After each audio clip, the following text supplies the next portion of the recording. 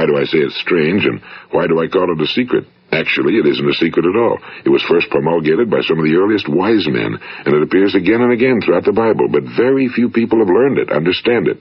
That's why it's strange, and why for some equally strange reason it virtually remains a secret. I believe that you could go out and walk down the main street of your town and ask one man after another what the secret of success is, and you probably wouldn't run into one man in a month who could tell you. Now, this information is enormously valuable to us if we really understand it and apply it. It's valuable to us not only for our own lives, but the lives of those around us, our families, employees, associates, and friends. Life should be an exciting adventure. It should never be a bore.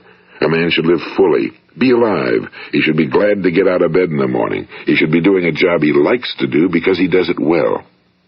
One time I heard Grove Patterson, the great late editor-in-chief of the Toledo Daily Blade, make a speech, and as he concluded his speech, he said something I've never forgotten.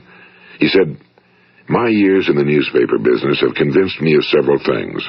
Among them, that people are basically good, and that we came from someplace, and we're going someplace.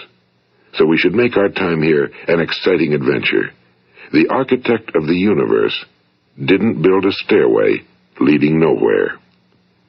And the greatest teacher of all, the carpenter from the plains of Galilee, gave us the secret time and time again. As ye believe, so shall it be done unto you. I've explained the strangest secret in the world and how it works. Now, on this side, I want to explain how you can prove to yourself the enormous returns possible in your own life by putting this secret to a practical test. I want you to make a test that will last 30 days.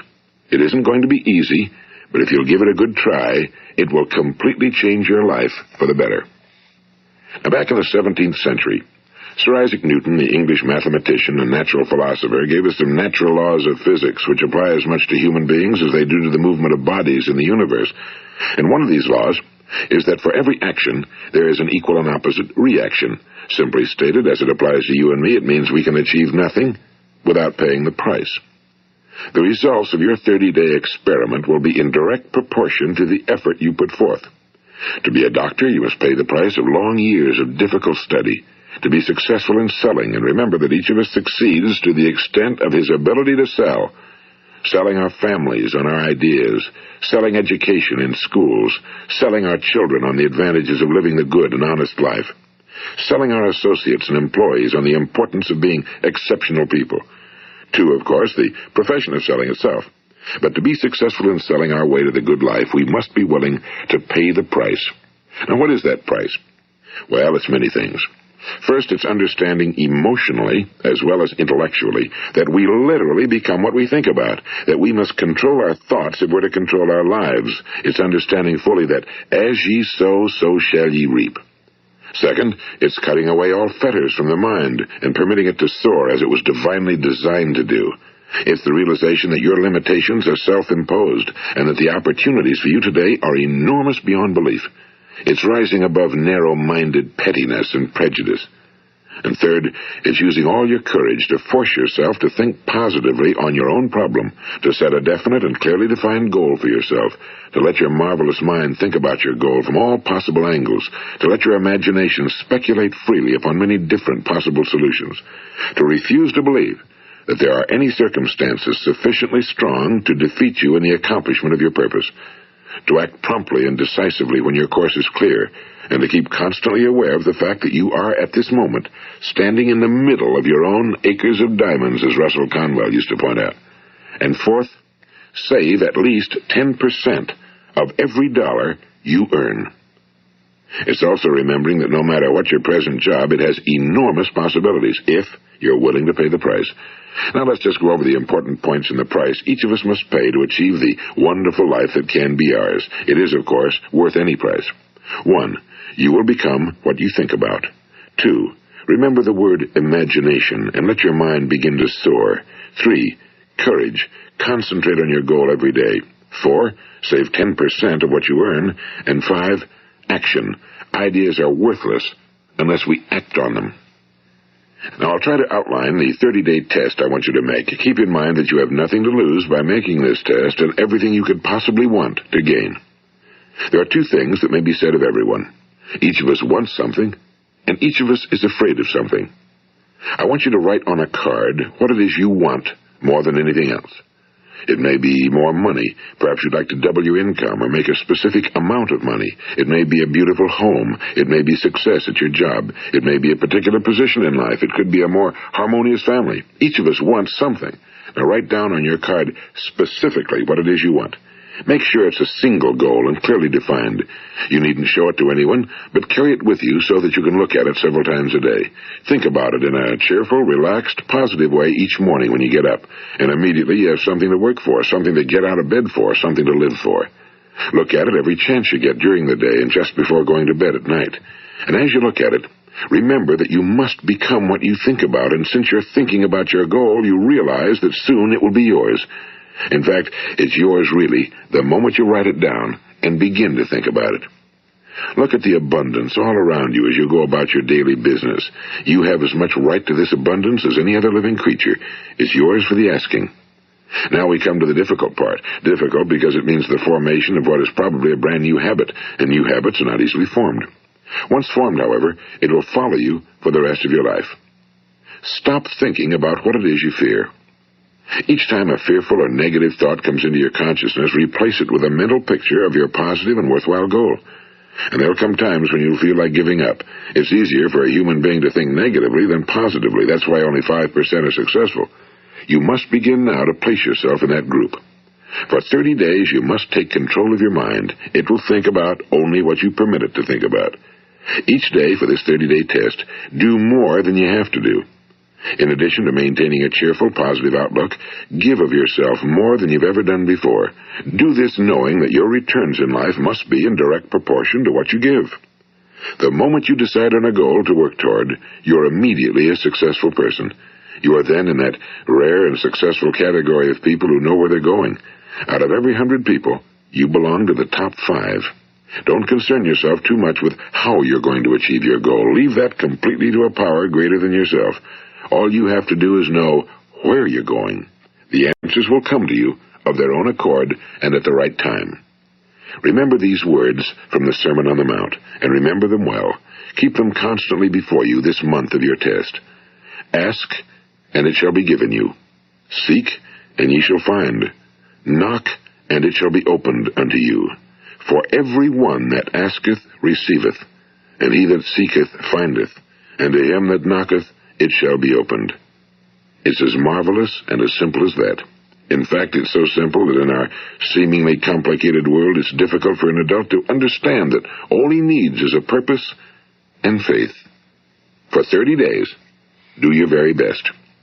If you're a salesman, go at it as you've never done before, not in a hectic fashion, but with the calm, cheerful assurance that time well spent will give you the abundance in return you deserve and want. If you're a homemaker, devote your 30-day test to completely giving of yourself without thinking about receiving anything in return, and you'll be amazed at the difference it makes in your life. No matter what your job, do it as you've never done it before for 30 days. And if you've kept your goal before you every day, you'll wonder and marvel at this new life you've found.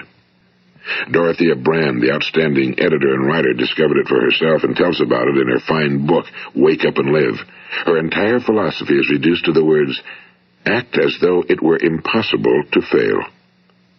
She made her own test with sincerity and faith, and her entire life was changed to one of overwhelming success. Now, you make your test for 30 full days. Don't start your test until you've made up your mind to stick with it. You see, by being persistent, you're demonstrating faith. Persistence is simply another word for faith. If you didn't have faith, you'd never persist. If you should fail during your first 30 days, by that I mean suddenly find yourself overwhelmed by negative thoughts, you've got to start over again from that point and go 30 more days. Gradually, your new habit will form until you find yourself one of that wonderful minority to whom virtually nothing is impossible. And don't forget the card. It's vitally important as you begin this new way of living. On one side of the card, write your goal, whatever it may be. On the other side, write the words we've quoted from the Sermon on the Mount. Ask, and it shall be given you. Seek, and ye shall find. Knock, and it shall be opened unto you. Nothing great was ever accomplished without inspiration. See that during these crucial first 30 days, your own inspiration is kept at a peak. And above all, don't worry. Worry brings fear, and fear is crippling. The only thing that can cause you to worry during your test is trying to do it all yourself. Know that all you have to do is hold your goal before you. Everything else will take care of itself. Remember also to keep calm and cheerful. Don't let petty things annoy you and get you off course. Now, since making this test is difficult, some will say, why should I bother? Well, look at the alternative. No one wants to be a failure. No one really wants to be a mediocre individual. No one wants a life constantly filled with worry and fear and frustration. Therefore, remember that you must reap that which you sow. If you sow negative thoughts, your life will be filled with negative things. If you sow positive thoughts, your life will be cheerful, successful, and positive. Now, gradually, you will have a tendency to forget what you've heard on this recording. Play it often. Keep reminding yourself of what you must do to form this new habit. Gather your whole family around at regular intervals and listen to what's been said here. You know, most men will tell you that they want to make money without understanding the law. The only people who make money work in a mint. The rest of us must earn money. This is what causes those who keep looking for something for nothing or a free ride to fail in life. The only way to earn money is by providing people with services or products which are needed and useful.